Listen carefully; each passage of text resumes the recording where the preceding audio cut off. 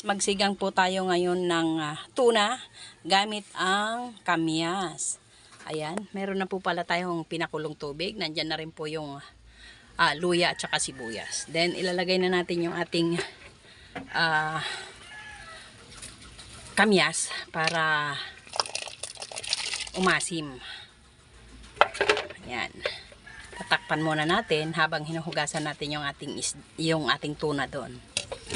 Okay. Ayan guys, hinuhugasan na po yung ating tuna. Ayan. Ayan. Yan yung ating isisigang. Ito nga pala yung ating ilalagay na gulay guys sa ating sinigang na tuna. Yung Pechay Baguio. Ayan na guys, ang ating tuna. Ayan, pinapakulo ko lang yung ating kamyas doon para manuot yung asim. Ayan. Yan na guys, ating hiniwa kasi masyadong malalaki pala. Sobrang laki talaga, as in. Hahay. Ayan.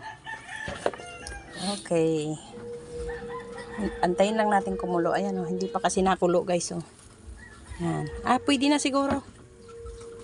Pero maganda pag gulong-kulo. Sige, pakuluin ko muna. Ayan, lagyan natin siya ng 3 pirasong siling haba. Ayan. Ayan na. Ayan guys, kulong-kulo na. Ilalagay na natin ang ating tuna. Ayan.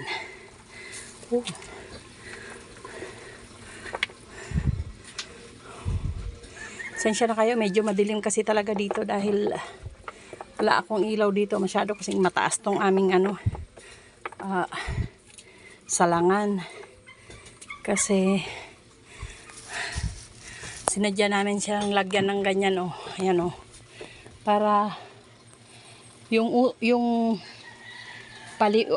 uling ng usok ay hindi mapunta sa mismong bubong. Kasi pag sa mismong bubong, madali siyang mabutas.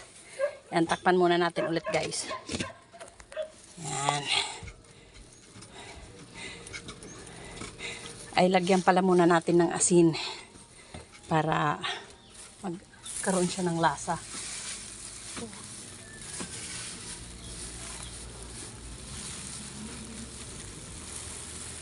Yan. Yan na yung ating asin. So, ayan, takpan natin at antayin kumulo. Yan. Kuluin natin siya. Hiningal ako guys. Nakahingal mag-akyat baba sa hagdanan. Ayan.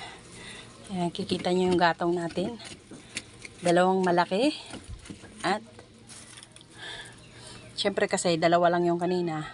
Ay bali 3 kanina. Pero may iksi na. Kaya dinagdagan ng 2 mahaba.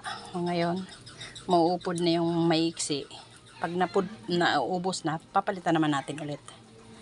Ayan guys, titikman natin ang ating sinigang na tuna kung siya ay sakto na sa timpla.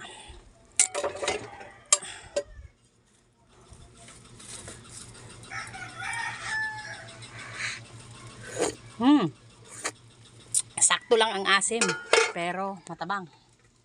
Ayan. Dagdag tayo ng asin. Ayan.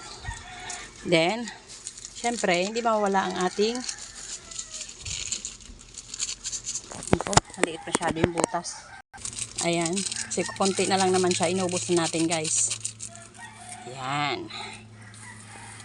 Antayin na lang natin siyang kumulo. Ayan. Hindi ko na siya tatakpan kasi umaapaw guys. Ang sarap pa naman. Yummy. Tapos ilalagay na natin yung ating gulay. Ito na yung ating gulay guys. Ilalagay na natin. At dahil kamay lang ating gamit, wala tayong stand, kaya ayan.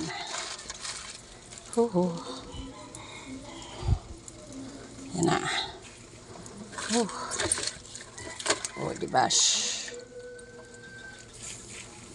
Oops, huwag ka mahuhulog.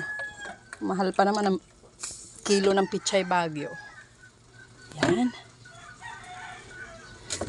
Magdagdag na tayo ng gatong. Ko pa nahuhugasan yung kawali ko. Naku, Diyos ko. Ayan. Oo. Yan na guys. Malapit nang maluto ang ating sinigang na tuna. Ayan siya guys. Oh. Mag-angat tayo ng laman. Ayan. Oh, wow. Wow. Ayan oh. Ayan yung tuna.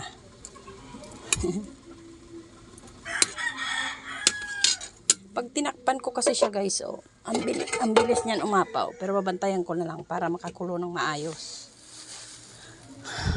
Ang dami nang umapaw na sabaw eh. Pag hindi yan binantayan, naapaw yung sabaw niyan.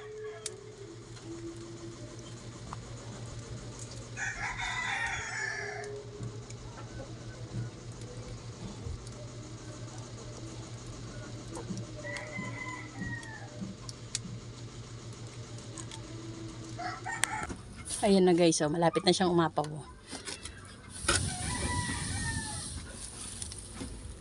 Yan, kaya bubuksan na natin guys. Yan oh. Oh, di ba? Kung hindi natin nabuksan, apaw-apaw na naman siya. Oh, ha? Yan. Oh, di ba? Luto na ang ating gulay.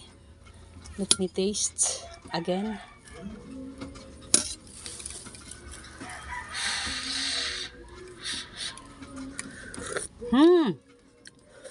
Wow! Ang sarap guys. Saktong-sakto lang yung lasa. Sakto lang yung alat, sakto lang yung manamis-namis siya guys. Ayan, so gusto ko lang talaga siyang pakuluin ng yung kulong-kulo kasi yung gulay gusto ko nakakulo ng maigi. Kasi hindi naman yan ma-overcook dahil nga sa meron tayong nilagay na pampaasim. Kapag maasip po kasi ang sabaw, yung gulay ay parang lumulutong. Hindi siya nasusobrahan sa kulo, sa luto. Ayan. So, ayan na guys. Hinango na nga natin ang ating sinigang na tuna. Ayan. Ang ating pong sahog ay ang ating pinang-asim ay kamyas. Sinigang siya sa kamyas. Tapos yung gulay po natin ay pechay bagyo. Nilagyan natin ng sili, ng luya at ng sibuyas. Ito po yung ating tuna. Wait lang, hindi ko mahagilap guys. Ayan. O, di ba? Ayan yung ating tuna. Yummy. O. Nilitan ko lang ng hiwa kasi yung aking mga junakes dito ay ayaw nila ng sobrang laki ng hiwa. Hindi nila yan inuubos. Yung tamang ano lang, magdadagdag na lang yan sila pag kulang. Ayan. So, shout out sa aking Team Puyatan family na ever supportive. Sa Team Madipadi, sa Team Magusay at Guwapo, sa Team Yakapin Mo Ako, sa Team Hayahay, sa Team J, sa Team G, sa Team Adhesive, sa Team Care with Friends, sa Team Collaborators International, ayan, at sa lahat ng team, sa Team Charot na Maharot, mega love shout out, sa Team Family Reels, mega love shout out po sa inyo lahat, ayan, let's it, thank you for watching. Ay, siya nga pala, paki-comment down below guys kung saan makakarating itong aking video. Thank you for watching, bye bye.